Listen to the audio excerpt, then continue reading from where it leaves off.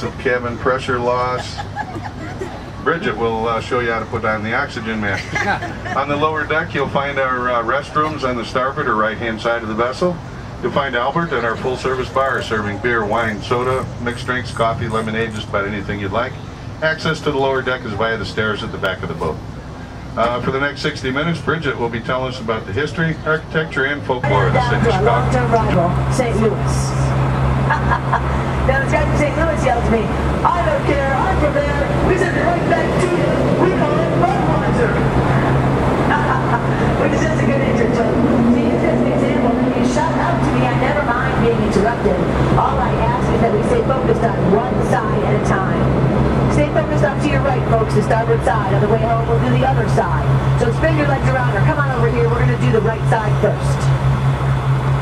This site immediately to your right, where there's an empty lot and just a trailer, is the proposed location of the newest building in the United States, the Fordham Tower. Have you heard about this one? The spiraling up 2,000 feet high on this location, if it happens, up to the developers. They will be the one that the same architect who gave us the Milwaukee Art Museum with the wings that open. I'll tell you, townhomes next to us, 16 of them, 4-story townhomes.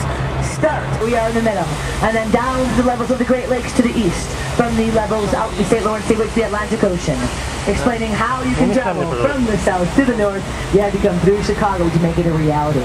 The center of shipping established us, and that's why it's a marvelous architecture cruise, because all of our historic old buildings, especially many adapted warehouses, are right along the waterways. But first we look to the modern, or the postmodern as these are known. Postmodern designs took hold in 1980, and this one came to us in 1992. The rounded corner doorway actually referencing the work of Louis Sullivan, who invented the rounded doorway for the Carson Perry Scott building on State Street, that great street.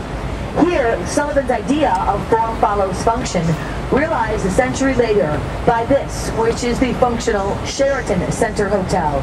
More than 1,000 rooms inside, and the largest ballroom in town on the 4th floor, the size of an American football field. This one was precast construction, and the green glass windows reflect the natural color of this river water. The river is organically green because of the sandy bottom and the algae and the consistent infusion of waters through the lake.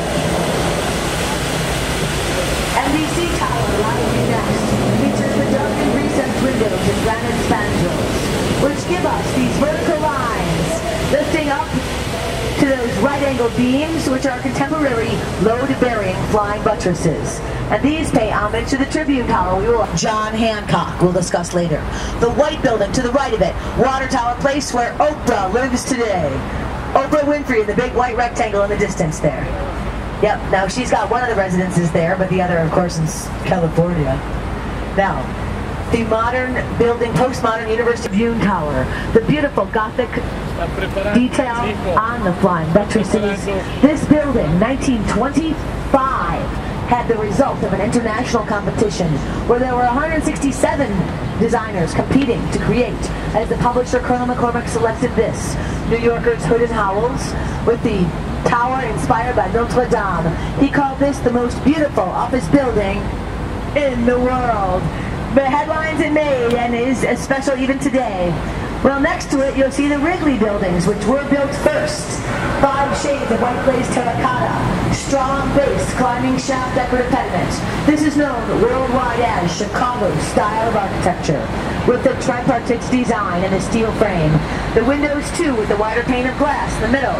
Chicago school windows, to give us greater light before we had air conditioning and electricity and added ventilation. So we look to the past with the Wrigleys, but we look to the future with this building site. Read the blue banner. Let's say it all together, can we? Who's coming to build his brand new Tower of Ego? Trump. And up here we'll climb 92 top that has no windows, built to keep the sunlight from fading the clothing with the high-rise basement. But they've been adding windows now year after year. At this historic intersection, which is known as Wolf's Point, where the city comes to this T. Off to your left is the South Branch. In front of us, the West Loop. And to the right, the North Branch, which we'll travel first. Now, in front of us, the residences at River Bend, luxury condominiums. So successfully designed by James DeStefano, it sold out the top 14 floors in just one day. The pricing above the banner is $600,000. for the first unit, and then they ascend with the views to the penthouse, 1.8 million. The glass here, I met the guys who built it. They were exclaiming about this new technological coating for UV protection and acoustic, because to the west, 14 sets of active railway tracks create some noise pollution, folks. Which is why the next building we see is the oldest one on the tour, dating back to 1908. This pink one, left side, was built. The first was simply to wait for years for the walls of ice inside to defrost. Once the water melted, the ceiling collapsed. To blow through these very thick walls to make the balconies, see how they're painted white? They had to invent a new drill bit.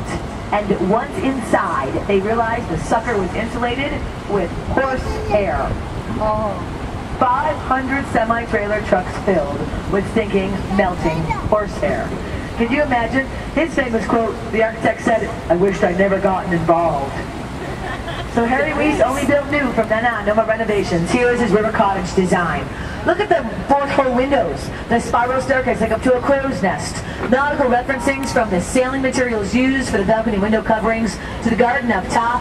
Look at this design, attractive. What do you think? Yes or no? Do we love it? Show me with your thumbs. Do you love it or hate it? Because people are very opinionated either way. Not so much for you. This guy, Harry Weese, was a very personable man, and they say every bartender in Chicago knew Mr. Weese, and this man yelled back to me, "And it shows!" Now, off to the east bank of the river stands the East Bank Club, a health club which really ignored the water with its design of that decade. Well, architects did give us the rooftop amenities and inside so much space that it was, and is even today, the largest indoor health club in the world. Well, today, every new building must learn high-rise, blank these 94-story condominium townhomes, sold out before the ground was ever broken to begin construction. The design by Papa George and Haynes actually features condos. You know what these go for? About 1.2 million each. Hello. Now, the first one to ever go condo is that red brick on your right. They hung the black balconies on the outside of a vacant warehouse to advertise. Then they chopped up the inside with the exposed loft beam style, and when it went condos, they really found a way to make some serious changes along this North Branch. As I have been touring the past 5 seasons, I've watched them finish the new 7 high-rises. The one directly in front of us is called Park Place. That has the roof up on the top level there in the 7th balcony area. And then there's Ohio on the Park, and Grand on the Park, and Erie on the Park. So we have a whole new development here, folks. Oh, last week I had a woman taking a picture of her baby right from here. I said, "Do you live there?" "I want to ask you what you paid for your house. How about the parking space?" Did you know the same team that built the Sears built the Hancock? And they're also over in Dubai right now with the newest, tallest proposed building. Actually, they're above ground and they finished by 2008. Have you read about this in the Mideast? United Arab Emirates, the Burj Dubai will be 160 stories high. Sears 110. 160, 1,000 meters, a kilometer tall, and covered in gold. Wow. I mean, that about takes the cake, doesn't it? The tallest, most expensive in the richest country in the world. Now, in front of us, we're still competing in Chicago every time. And off to your left, you see that blue and green, emerald green. This curving design is 333 West Blacker. They're window washing today. I'll tell you more about it on the way back home. Voted as our most popular design year after year, but our very first vote that occurred happened here at this Wolf's Point, the wooded intersection where they gathered up. They came in their fur trading canoes. 1833, 300 had arrived and became a town. By 1837, March 4th, that became 3,000, which grew quickly to 300,000 approximately by the time of that fire of 1871, making this the fastest growing population center in the world. We grew up with the city made of wood, which became dry kindling waiting to explode by the time this fire hit. It was incredible how the city was leveled. But after the fire, we did rise like a phoenix out of the ashes. As the Tribune headlines printed, Daniel Burnham, that architect who helped us to rebuild, inspired us and answers the question, why? Why build so high?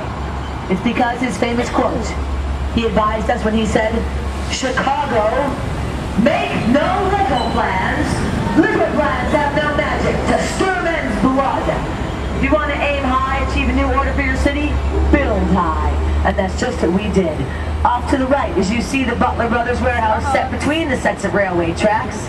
Oh, listen to this, when it went condo, they paid a lot more to face the river than their neighbor to the west with the same square footage for the view, which now they're protesting because they were going to build right in front of it. Wow, I saw a grown man cry at the board meeting.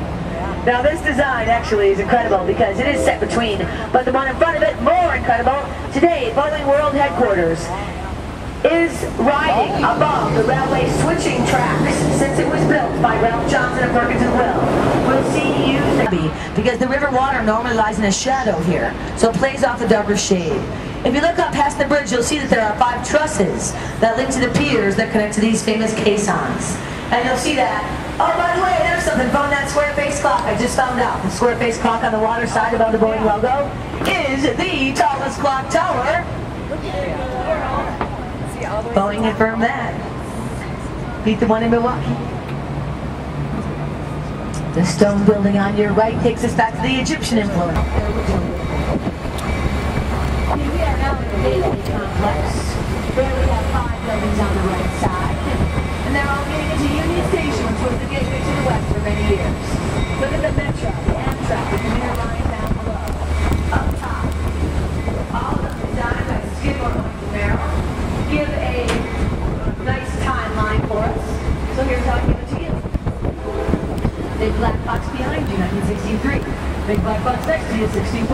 The big white box in front of us, 1974. And the curving left one at the end is 83. So that's how we grew. From modernism, with these VC and steel and glass boxes of Gateway 1 and 2, to the postmodern, more dynamic design at the end. Critics gave us less is more, they told us less is a bore, less is a snore, and so we got words. But these are all corporate, you know how you can tell? No balconies. So, the residential was more like the feature balcony these people were inside. The external dust-raising design on the right is just like the Hancock there. If you were to take 20 of them and stack them high, it would be just like the dynamic of the Hancock. Testing you first. The third tallest of the Hancock, you're going to see number 1. Look left side now. Because here comes the Sears Tower. From the base to the top. You can span your eyes up and get the vertical. 110 stories high.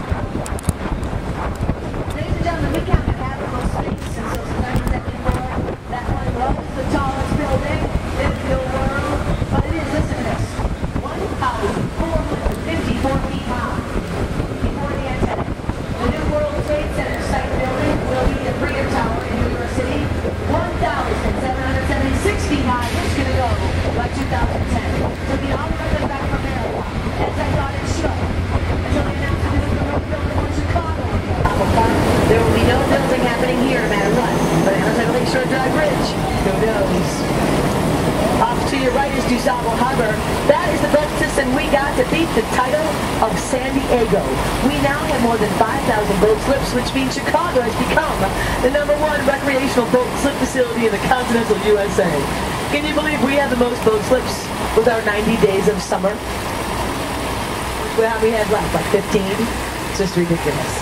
So as we cruise back, folks, I'll tell you, Navy Pier right in front of us was planned to be one of 2 piers to be the front door to Chicago, but the shipping industry gave way to the railway lines in 1917, so they just kept this 1 pier.